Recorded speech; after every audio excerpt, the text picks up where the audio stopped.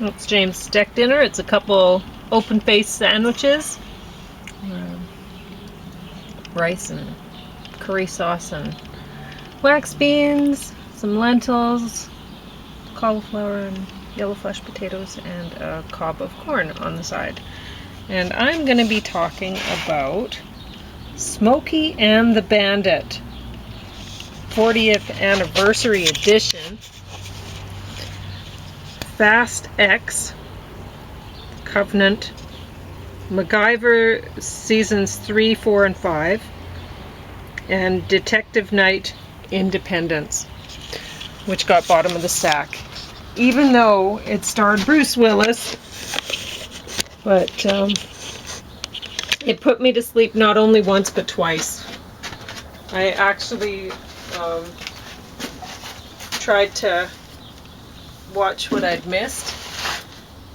Right back to sleep again. What do you do, right? So what are you reading, James? Well, I'm just finishing up a page that I already marked as finished, so I wanted to make sure I finished it.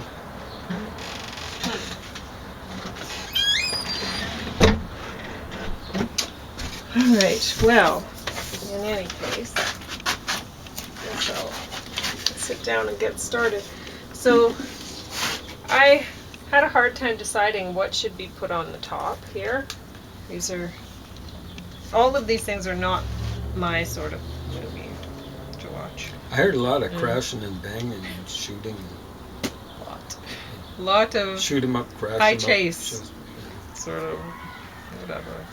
Anyway, is that coming from the fairgrounds? Too close. Okay. A lot of A exciting lot of people. excitement. Yeah. Well, a lot of excited birds in the other direction. Yeah. Anyway, Smokey and the Bandit. This one comes with another disc. It comes with a disc of bonus features, which I did not watch.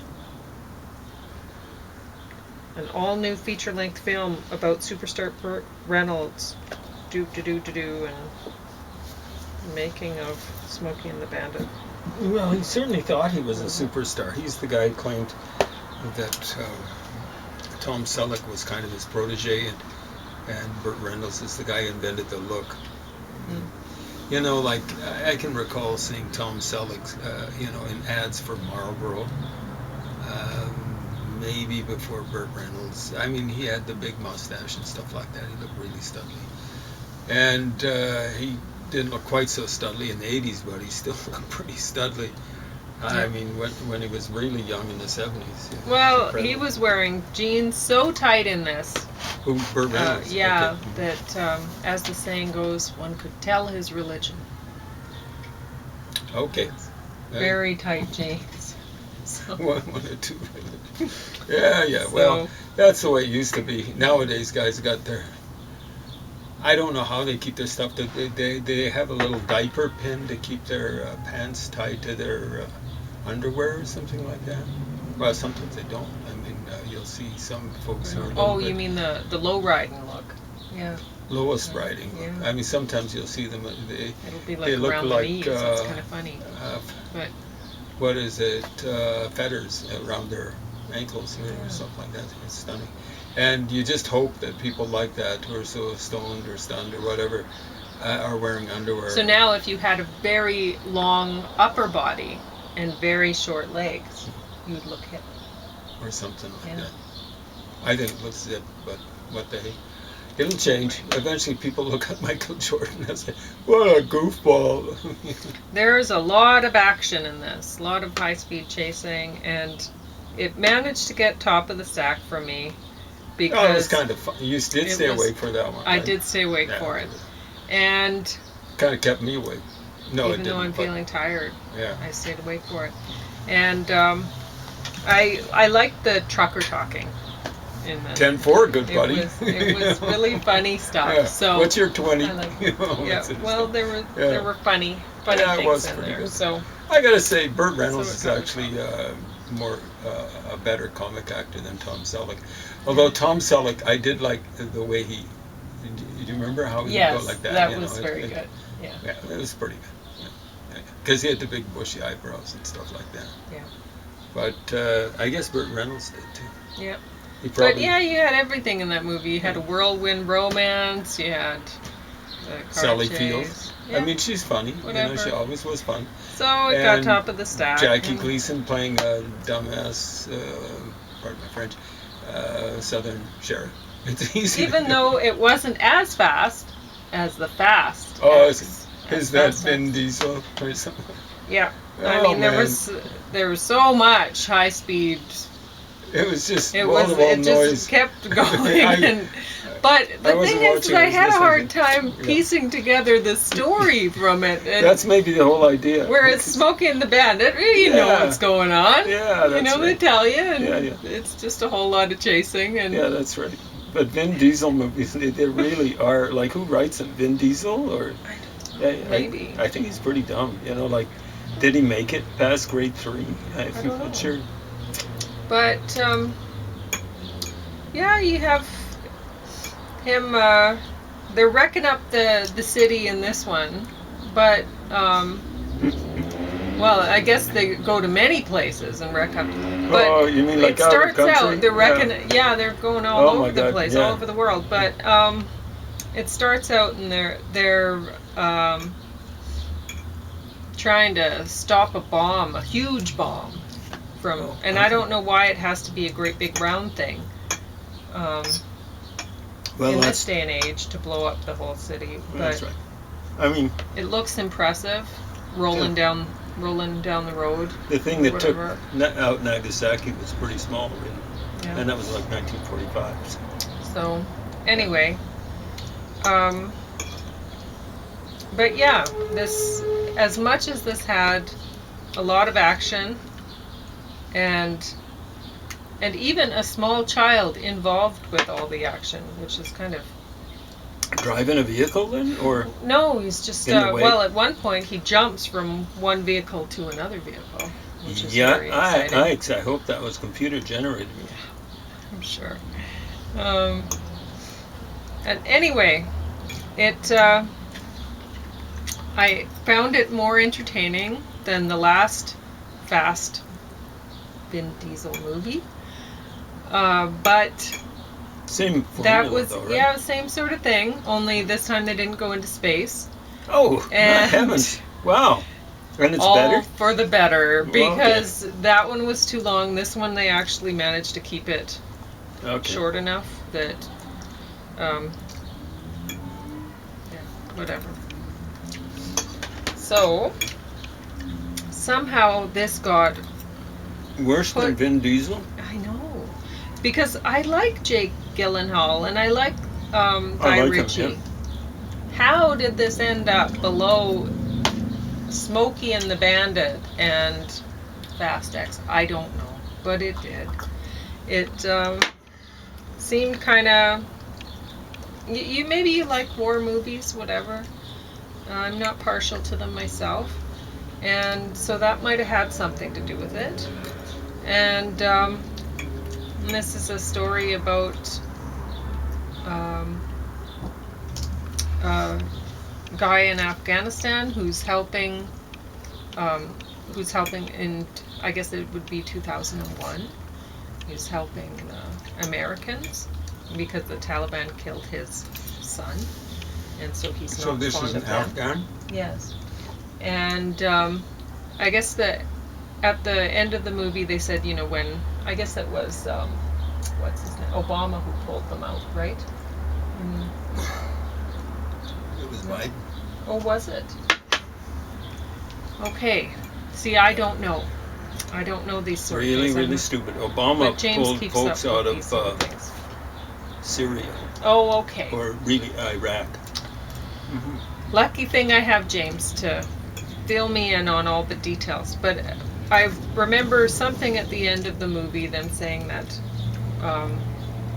when they pulled out of there, there's like thousands and thousands of people who were helping the Americans who are now in hiding because they're toast and. Well, I think some of them are hiding 6 feet under. Yeah, and they were owed, what do you call it? Like, Promised. Yeah. To be extricated? Yeah. And they didn't get out. Well, So. you know, like, that's the way the movie's presenting it. Okay. The Americans were helping the Afghans. Okay. So I know that you're just repeating what they were saying. Yes, exactly I am. Right. So, Because I don't know anything about. the Americans don't owe the Afghans anything, nor do the Canadians. Canadians were helping out the Afghans. The vast majority of Afghans couldn't care less. Okay. And, well, the majority. There's a huge number of them are actually pulling for the Taliban. Okay. The folks, you know, it'd be nice to bring some of them out there. A lot of them would have been members of the Northern Alliance. A lot of them would have been fundamentalists. Mm-hmm. So, not nice folks. And we can do without them here in Canada. We can do without them in the United States. We can do without them in Europe. What they should do is make sure that if they don't believe in the Taliban, to make sure they crush them. If they can't, they should stay undercover or something like that. But yeah, I'm the first person to point it out, so I'm not. Hopefully, you recognize I'm not going to tell them. No. That's good. No. Because I don't think that. yeah, that's good. It's just everyone saying that we owe them. We owe them. They were helping us out. And, no way. I mean, all they did was basically they got bribed by the Americans, and a lot of them would have been playing both sides of the field. What happened is when the Americans pulled out, the Taliban had more money to bribe folks to turn around and support them. And where did the Taliban get the money? From Pakistan. So there's all sorts of people. You know, Biden had to keep the part of the base happy. The people that are much more enthused about Bernie Sanders, even though Bernie Sanders is an independent. Oh, you know, like this part of the American empire. Oh man, you know, like America, like what do they get out of Afghanistan? A bunch of rocks and rockheads. You don't understand it. People go, oh, you know, like there's gas there and there's some oil there, and the Americans aren't that hungry for oil. What the empire that's really active there, for a while it was Russia, is trying to extend their empire there, is the rump of the Mughal Empire. Wake up and smell the coffee. Located in Pakistan. And Pakistan now has moved they basically got vassals in power in Afghanistan. Now, hopefully, the majority of you folks watching out there are smart people. But folks who support Bernie Sanders and stuff like that out there, you don't have a clue. Get a clue. Do some reading. Listen to what I was saying about, or when I was quoting Sam Cooke. Do some reading. Some real reading. Don't echo chamber it. Oh, I'm going to read my Noam Chomsky, and then Naomi Klein, and then this, that, and the other, and then I'm going to listen to Nala Ayed. Yeah. Do some real reading. And spare me. Sorry. All right. So I'm talking about MacGyver seasons 3, 4, and 5 because I've already talked about seasons 1 and 2. 3, 4, and 5. They changed things up in season 3. They got rid of Jack. What? That's MacGyver's sidekick. Okay. I think his name The actor's name was Eades. Eats. Eat. Yeah. So you remember him now from Well, he used to be in CSI. CSI. Yeah. So he was the sidekick then? Yeah, he was MacGyver's sidekick. He was the muscle, So he's playing yeah. muscle. Now he's running a little bit to weight even when CSI was coming to an end. I don't know. He looked fine. Well, there we go. I was a little worried about him. No, he was fine. But now I'm worried about him. No, he's looking for a job again. Yeah. Right? So yeah, Eads. Yeah, they traded him in for a young lady, a pretty Asian woman. Oh, okay. So,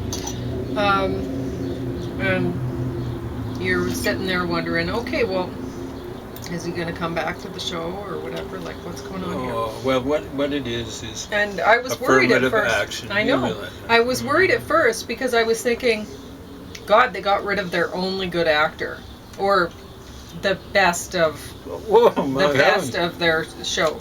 Unless he picked up a lot of jobs. I know. That's saying a lot about the acting. It is saying a lot about the acting in the show. It's bad. But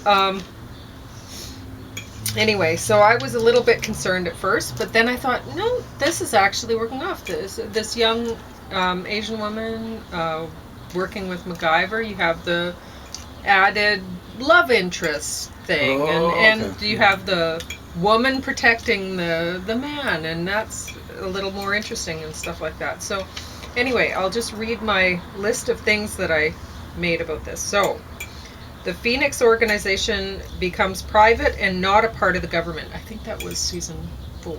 I can't remember. Mac gets a new bodyguard. Yeah, the Asian woman. A body. Oh, okay. Yeah, right. Since the company is now private. 4'11", right? And she's a bodyguard. She's lovely. Okay, well. Since the company is now private, they have a new boss, a Richard Branson type. Oh, my but God. they keep the old boss also. Since the little lady as the big boss man is too good politically to lose, right? But she has less of a role in the show, so you don't have to see her as much because she is actually a really bad actress. And oh my God. And he's more entertaining to watch. So that was actually a bit of a trade up for that to happen. Mac and his bodyguard are dating. Their boss lady says that she doesn't mind people dating at the Phoenix organization because the Phoenix is a family. This sentiment is repeated by many of the characters. It's a family. It's a family. The bad guy they fight says family first. So you've heard that. Even the bad guy says. Yeah, a bad guy says family first, and so you then get the impression that anyone who believes in that family first sort of thing is then a bad guy, right? So and the Phoenix works with all sorts of criminals. Like, it started actually before Jack left the show. The character Eats. Anyway, at one point they found a woman who was stealing people's identities and their wealth and stuff like that. She was pretending to be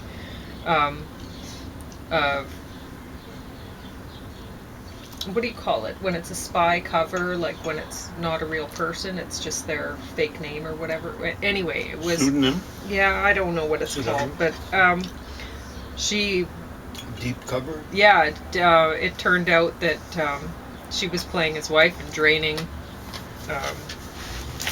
reactivating all his accounts and draining everything or something, and so they found her, and he ended up falling for her. Yeah, no, so like real life. He was totally into her, even though she's a criminal and she steals and all this sort of. So they're working with all sorts of criminals, and it's not just thieves; it's blackmailers, hackers, and even murderers. Yeah. So they're working with all sorts of people now. That anyway, and that was even before. They started working with creepy people before they went private before, like while they were actually supposed to be working with the government. Well, at least and it this was has really happened. creepy. You know, like I suppose. well, when the Allies moved into Italy, they started in Africa and they got to Tunisia and they jumped over Tunisia. The closest part of Italy is called Sicily, and so they got folks on their side that had been hammered by Mussolini. Mussolini wasn't all bad; he hammered the mafia. And so taking over Sicily, even though it was really rough and mountainous, it was easy because the mafia was on the side of the Allies. And if anything, the mafia were nastier than Mussolini. Of course, when they jumped over the Straits of Messina, whatever it is, to the toe of Italy, it got a lot harder. But and then when they were trying to get rid of Castro, in Cuba, the mafia had huge holdings in terms of, especially in Havana, of casinos. So again, they were using the mafia at this time to try to assassinate Castro, and this is segues into what I'm going to be talking about. That's how the mafia got involved in such a big way in whacking John F. Kennedy. Okay. So it's happened. We learn that although Mac's grandfather had seemed to be the primary caregiver once Mac's dad left in the story, it turns out that Mac was raised by Bozer's parents, at least for a time, and Mac calls Bozer's mom Auntie. And so that's interesting. Mac is a part of Black Lives Matter and says he sees Riley. He sees Riley. And I put in brackets as black. Her dad looked Irish. And she does not look black. Anyway. Well, Riley is an Irish name. Yeah. Could be English, Ryefield or Meadow. But I think it basically means valorous or something like that. And Boss Lady is analyzing body language at one point to try to figure out which people they could get information from. And she sees, she says that person's a loyal worker and they're weak, they won't help us. And I was totally put off. I was like, and when she saw somebody standing confident, oh yeah, that's the one who will help us, and it's like, it's the best way to tell us to put someone loyal workers, that's weak to be loyal. Like anyway, I thought that was funny. Bozer's mom is mad that Bozer is a thinker, not a doer, given that he works in a think tank, as far as she knows. Really smart people who think are actually the ultimate doers. Yeah, I put down, if you aren't a thinker, you will likely do the wrong thing. So yeah, that's ultimately it. Yeah. So anyway, I think the reason that they had to, the series was not good. They had poor acting and stuff like that. It's amazing how bad a shot all of the bad guys were, or even the good guys, honestly. But it was ridiculous. And but you see that a lot in these sort of shows. But now, speaking of seeing a lot, I think you went through all of them, right? I did, yes. It's like 6 discs or more? More. It was more. It was 5 seasons that I watched. Yeah. So it's a huge, big I will say that once they changed, it had nothing to do with dropping the character of Jack, really, besides turning Jack into a hot young woman actually worked out better. But as far as the, swapping out the actor or whatever, didn't have, that didn't really do it. But once they got to season 3, they decided to build more story that straddled more and more episodes. So there was a larger story that they were building, rather than just doing here's one action 40 minutes or whatever each show is, and then it's done. This is just, which that, I guess that would have been the format of the original MacGyver thing, but that's not done anymore, and it doesn't work. We like to, since there's DVDs now, we can watch the whole thing like this and get a larger story and make it more interesting, and they did try to do that. So it did get better after, like in season 3, it got a bit better. That's why TV, all other things being equal, when people actually try, it's better than movies. Yeah. You have these big, long you can have stories, closer to real life, if they so desire. So, Better Tell Saul or whatever, Call Saul, Better Call Saul, Breaking Bad, variety of things. Never got into The Sopranos, but apparently that was good, so on and so forth. Yeah, I know. Never got into Throne of Crowns or Crown of Thrones or whatever it was. Apparently a lot of people really got off on that violence and sex mixed up all the time. Well, I really like the Dragon Lady. She's awesome. In Game of Thrones. Game of Thrones, that's what it was about. I like Throne of Crowns. Sure, whatever. Detective Knight Independence. So apparently this is the last of the final 10th chapter of the trilogy, and oh, thank goodness, What because trilogy this was so is this, bad. Detective Knight, apparently. Oh, and you're saying it's the 10th part of the trilogy? No, third. Third. They're wrapping it up. Whatever they. Because maybe Bruce Willis signed a contract for 3, and he's like, "There's no way I'm doing another one because this is so beneath him." Honestly. Yeah, well, even the diehards have kind of been dying a little bit easily. Isn't that what you find? The brand hasn't been holding up as well as, let's say, Mission Impossible. So, Yeah. I don't know. Anyway, and I'm not a big fan of Tom Cruise. I'm much more of a fan of Bruce Willis. Far better actor. Well, I like Tom Cruise. I like him okay in this place. I don't know if there could be a better guy in the Mission Impossible. He even does his own tricks. Yeah? Oh, really? Okay. Well, so you're going to talk about some stuff. Yeah. I'll look and see if you have some 2 time. seconds, right? Yeah. Well, you have 2 minutes. That's better. So anyway, just get ready, folks. You'll be dealing very quickly with, or have to deal with, JFK autopsie d'un crime d'État. Autopsy of a crime, of a state crime, or something like that. There's some amazing pictures. Like here's the classic one. I'll just show Pauline. I won't show her the movies and stuff. This thing is kind of enlightening. Where is it? Oh, but why the MacGyver thing didn't work? They got too political, and I think they leave the politics weren't reading their audience, what their audience would actually. I don't think they'd care that much about Black Lives Matter. I don't think. Here's what you see. Usually, this is LBJ getting sworn in after JFK has been declared dead. You can see Jackie there looking really cut up.